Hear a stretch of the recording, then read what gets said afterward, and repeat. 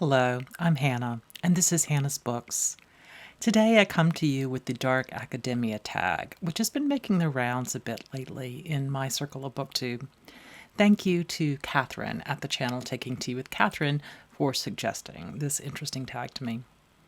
When I first heard the term Dark Academia, maybe last year or the year before, I first wondered if it was referring to that feeling professors get when academic department meetings go on for so long that we have to stay up all night writing lectures for the next day and grading student papers. Dark indeed. But no, I was amused to realize that the life I had committed to decades ago had been romanticized and even turned into an aesthetic by younger generations. Excellent. Dark academia embraces sort of an Oxbridge aesthetic, or what my father might have called the Ivy League look of classic collegiate wear. Cardigans, cable sweaters, tweed blazers, leather satchels, etc., all in relatively neutral colors, and often relatively dark neutral colors. Dark academia sort of enacts a posture of interiority and oppression sometimes, romanticizing the sleep-starved, chain-smoking experiences that supposedly dog folks who are committed to the life of the mind. And often that depressiveness spills over in books and movies as well, many of which talk about deceit, suicide, and murder. Some of the classic portrayals of the dark academic vibe are movies like Dead Poets Society or Kill Your Darlings, or books like The Secret History and If We Were Villains. There are other kinds of academia aesthetics in addition to dark academia. There is light academia, which leans towards a lighter color palette for preferred attire, and which usually embraces the pleasures of reading literature and listening to classical music and visiting art museums without emphasizing the existential dread that is assumed to be part of dark academia. There is also cottage academia, less urban and more floral, and boho academia, perhaps most appropriate for anthropology majors, etc. Given that my favorite color is gray, as you might have guessed given that I wear charcoal gray shirts in the vast majority of my videos, I was excited to learn that gray academia is a thing. Interestingly, gray academia is not about gray clothes or gray hair, and is in fact far less rooted in specific suggestions for a particular aesthetic. The emphasis of so-called gray academics is the rejection of the dominance of Eurocentrism in dark and light academia ideals. Inclusivity and commitment to accessibility replace what many gray academics see as elitism when they consider other academia styles. Gray academia calls out the colonialist elements of academia in general, elements that are every bit as present in real academia as they are in current academia styles, and instead commits to making a place for diversity of race and ethnicity, sex and gender, ability and disability, etc., both for the activism participants engage in, as well as the literature they read. Although I am certainly sympathetic to the ideals of gray academia, I really don't fit in. Although I read on one site that gardening and baking bread are both features of the gray academia life, things that certainly do work for me, there's also a relatively pronounced punk streak that runs through gray academia. And there's not one that runs through me, I'm afraid. Since there's no perfect place for me in this lifestyle/aesthetic, I've decided I need to create my own version of academia.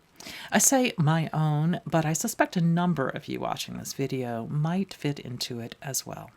Feel free to join me in the new category. Not gray academia, but old and gray academia, or even tenured academia. That's where the professors, as well as the wannabe scholars and the serious readers who've outgrown some of the insecurity that leads people to follow very specific fashion rules, can take refuge in the other parts of academic culture, the serious love of global literature, fiction and nonfiction, as well as a fascination with art and music and other forms of human creativity. We tenured academics, tenured in the literal or merely figurative way, are fascinated with how individuals and societies work, and we often feel a real sense of home when we find ourselves in libraries. Booktube is a great place to look for other people who might fit into this aesthetic, even if they don't actually know they have tenure yet.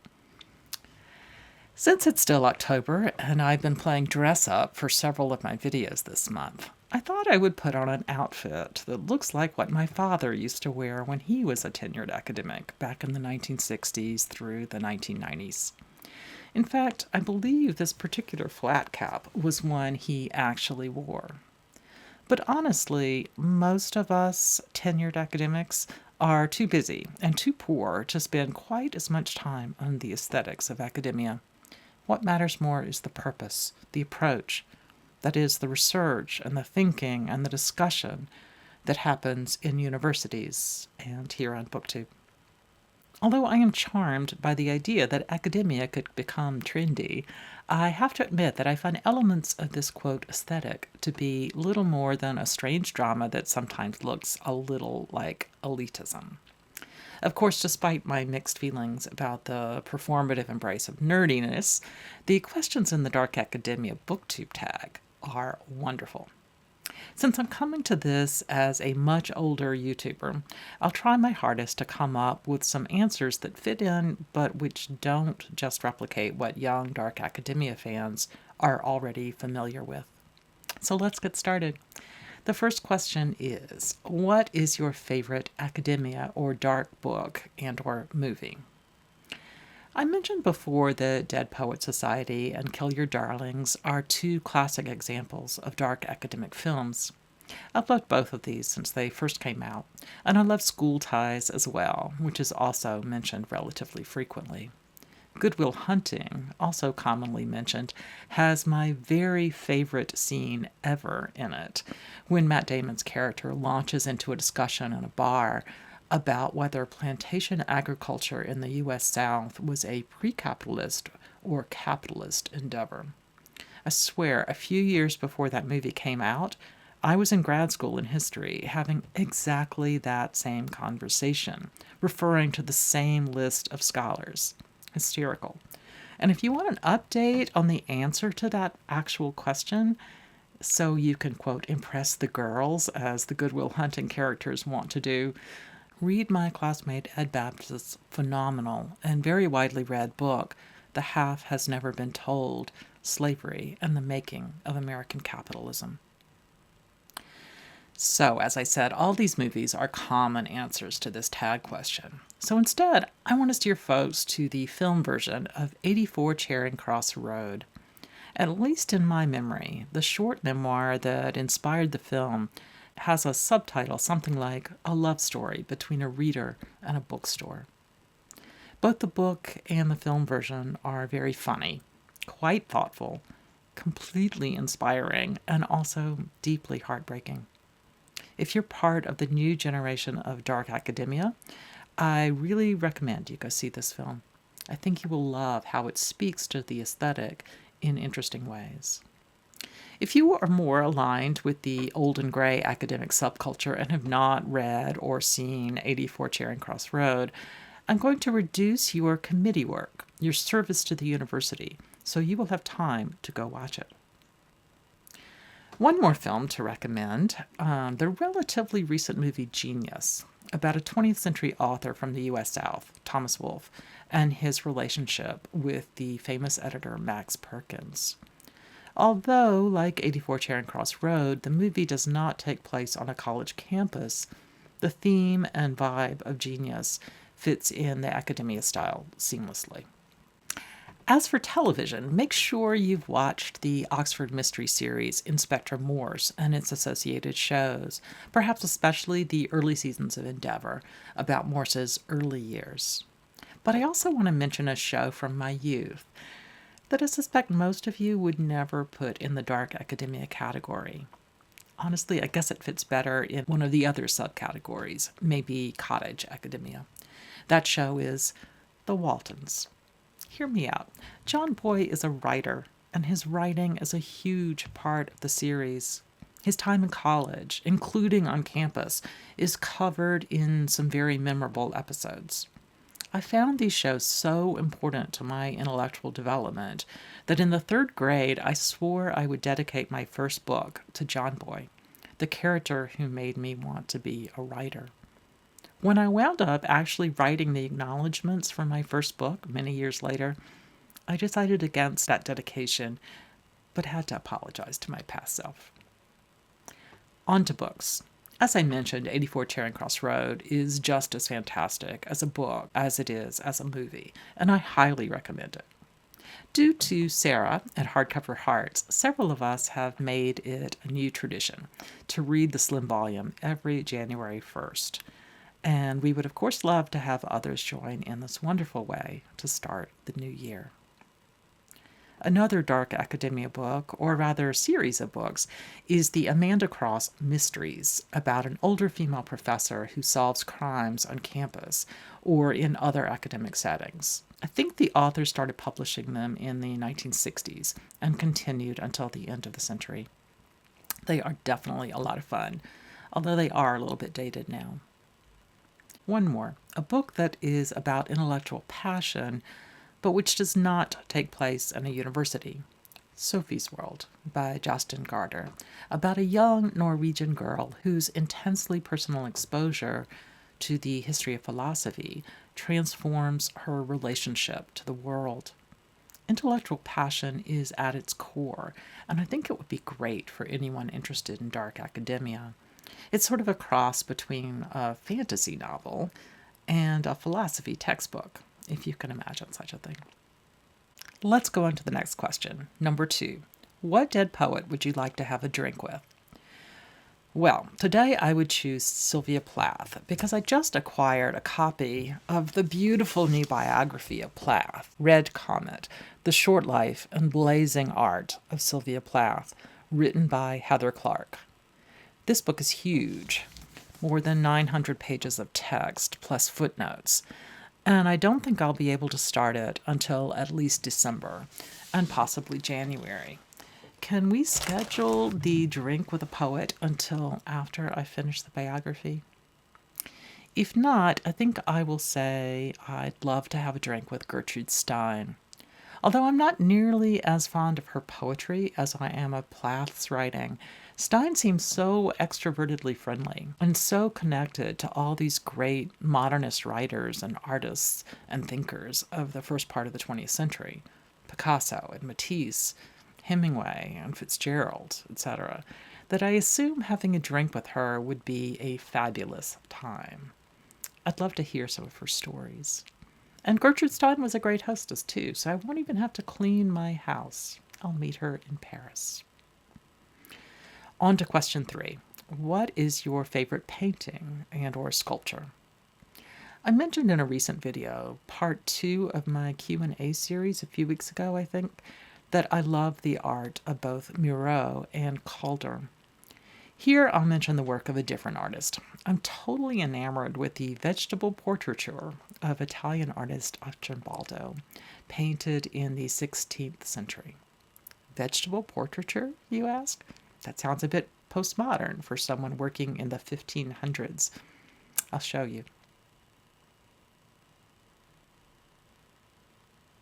He also does a portrait of a man of books. The next prompt asks us about a favorite architectural marvel. Perhaps it's not exactly a marvel, but the architectural space I miss most, one I have spent a lot of time in, including research for 2 different books and some serious reading for a book I decided not to write, is the main reading room at the Library of Congress.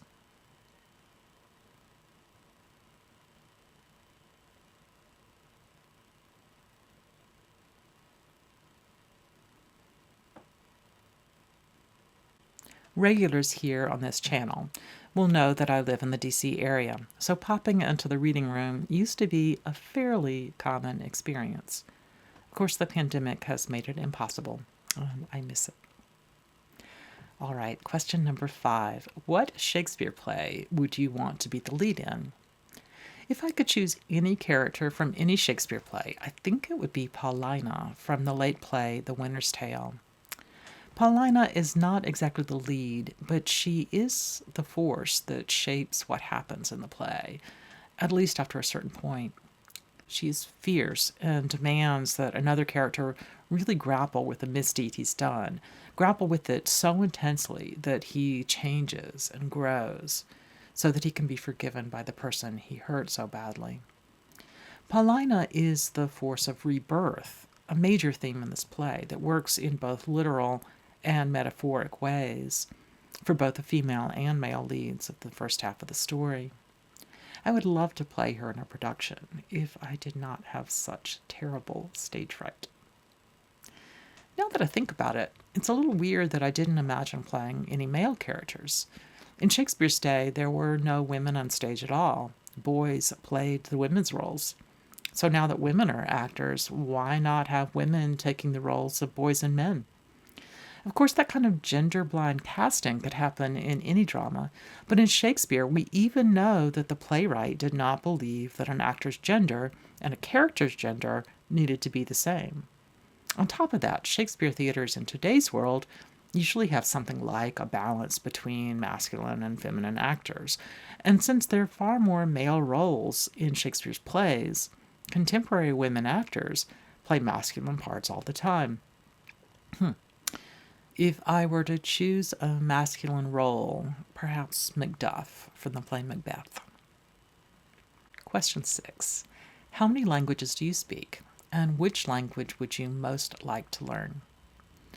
I studied French in high school in the southern part of the United States. When I tried to speak French to my non-Southern college friends, they would break out laughing.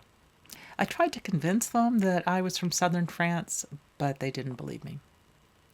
Later in life, as I was finishing my graduate classes, I decided to learn American Sign Language in response to some significant hearing loss I was experiencing.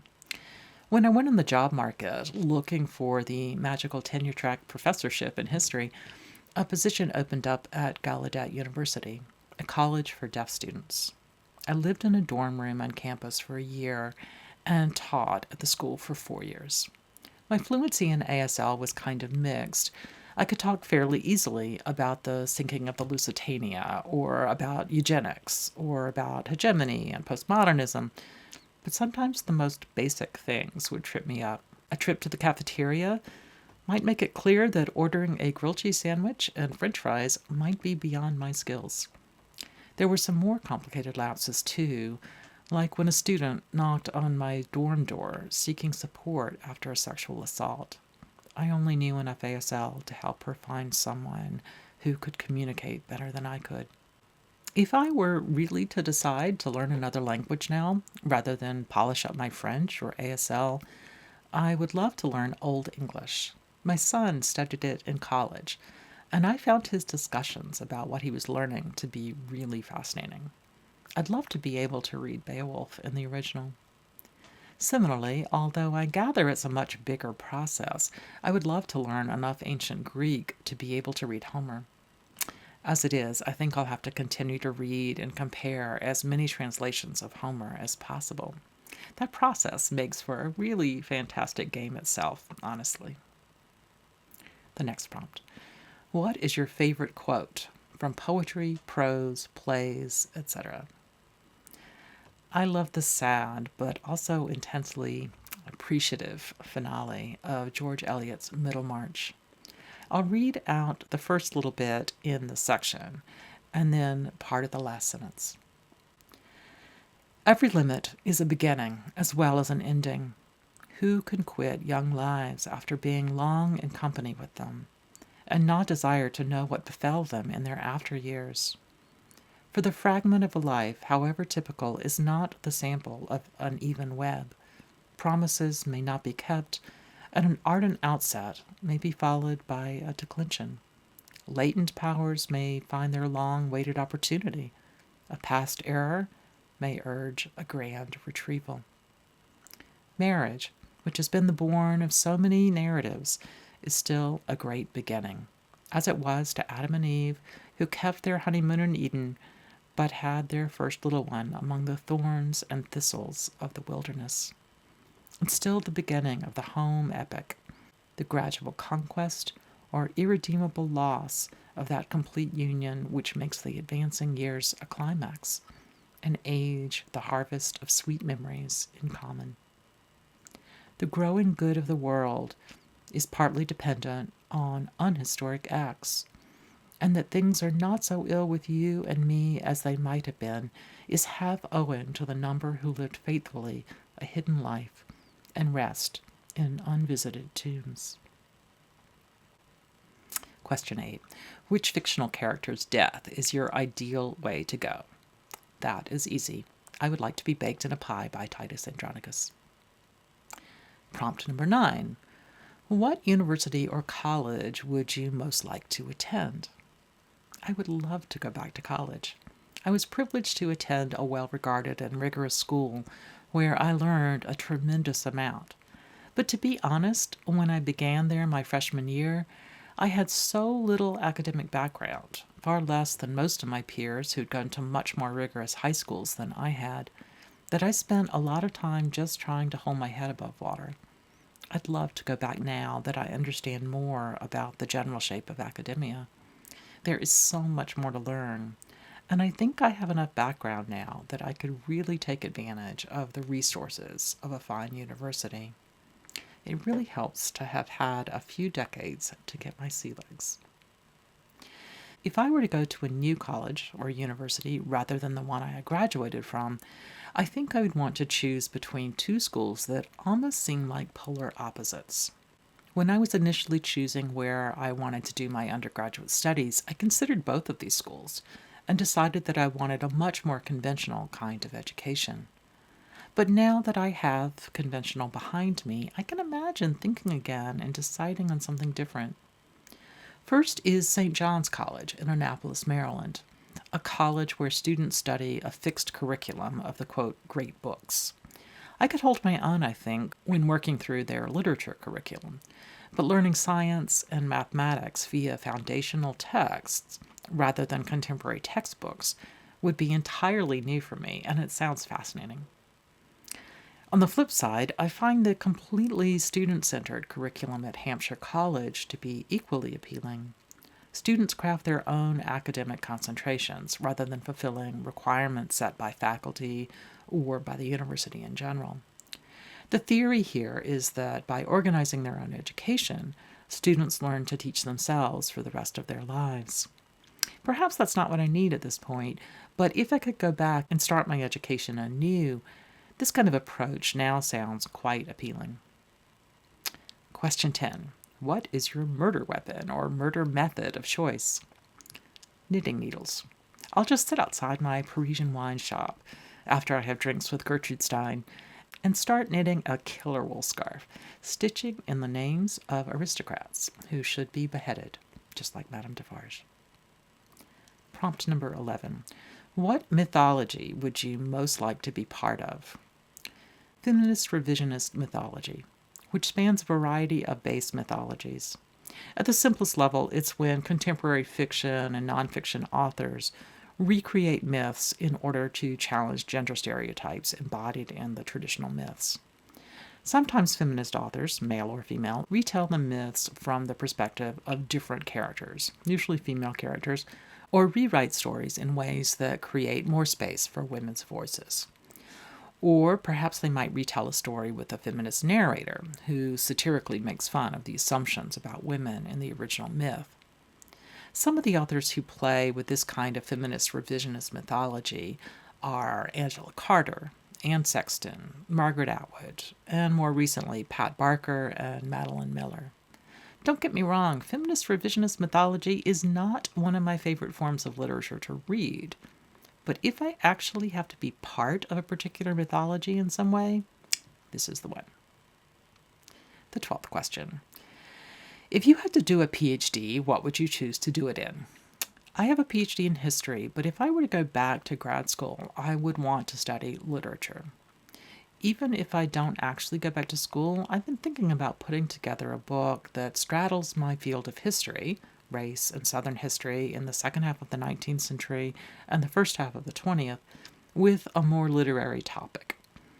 My initial idea was to write about the phenomena of all the novels published by white Southerners in response to Harriet Beecher Stowe's Uncle Tom's Cabin. While we often read Stowe's book as a racist one now, when it was published, it was, of course, an abolitionist tract in many ways. White Southerners wrote back to it, telling stories that were essentially about how wonderful slavery was.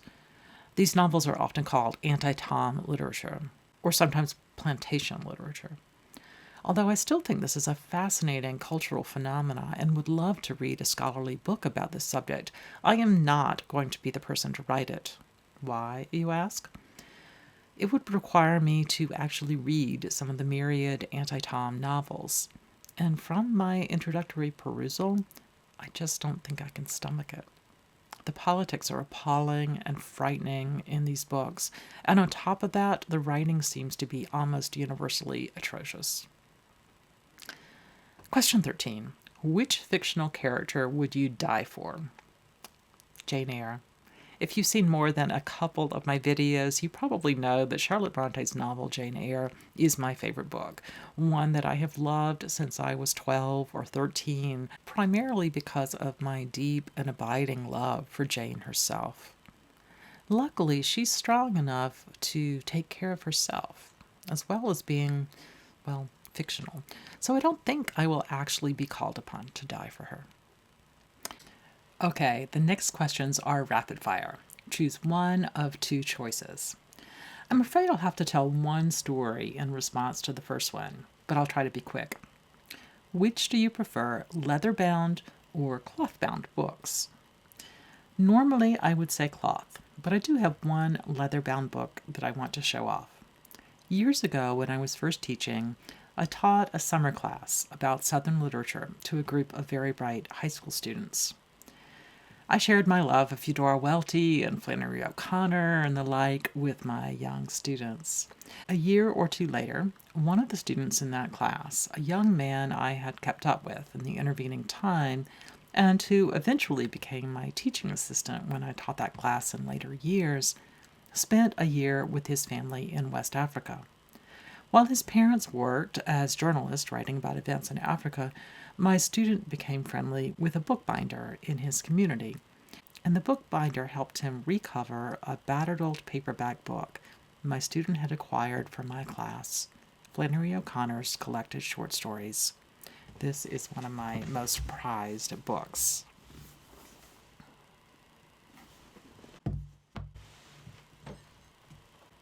Next prompt. Dog-earing pages or highlighting pages? Both dog-earing and annotating in pencil, but absolutely no colorful highlighting. Choice 3. Sculptures or paintings? Hard choice, but I guess paintings. The fourth choice. Piano or violin? Although I don't play anymore, I used to be vaguely proficient as a pianist. I was fairly familiar with the basic repertoire of piano music, including pieces I'd never played, and I've always found that listening to classical music I already know well adds immensely to my enjoyment of it. On the other hand, my 21-year-old son is a violinist who studied classical violin in high school and is now active in the folk music world. He's even recorded an album with his band. This year, because of the pandemic, his school limited the number of students allowed in campus dorms, so my son is home with us, and I absolutely love listening to him practice and play music. What a joy. So definitely, now the answer is violin. Next, films or theater? Theater, especially Shakespeare, performed under original staging conditions, maybe at the American Shakespeare Center in Stanton, Virginia. I'll link below to a video where my son talked a bit about the issue of original staging conditions, if you're interested in it. Number 6, poetry or prose? Although I love both, I read significantly more prose than I do poetry. 7, museums or bookshops? Hard choice, but I'll go with museums. 8, smell of books or smell of coffee or tea. I'm allergic to the kind of mold that grows on books and papers, so I'll go with the smell of coffee, especially in the morning, even if I'm drinking tea myself. Next, fountain pen or typewriter? Typewriter, definitely. When I was a very young child, I used to lie in bed at night listening to my father writing his books by punching out the letters on his old manual typewriter. As I got older, he switched to what he thought of as a very fancy electric typewriter. It was quieter, but actually I loved falling asleep to the clack of the manual coming from the room down the hall. It was almost like rain on a tin roof. I started college with a portable electric typewriter with something like a 30-character memory, making it easy to avoid huge mistakes, and acquired a very early laptop, huge and heavy, but easier to transport than a desktop before I graduated from college. I think by writing, not by handwriting, but by typing. It's the most obvious way to extract whatever is stewing about in my head. I even wrote poetry by typing. If I try to use a fountain pen, I'll just get ink all over my hands. Although actually, come to think of it, ink all over one's hands probably fits the dark academia aesthetic. And the final question, new or used books? I definitely read both, but used books, ones that have been well cared for, have a softness and a history that I really love. So that's it. Thanks so much to the originators of this tag, and to Catherine at Taking Tea with Catherine, who tagged me. Finally, thanks to all of you for being here with me at Hannah's Books today. See you soon.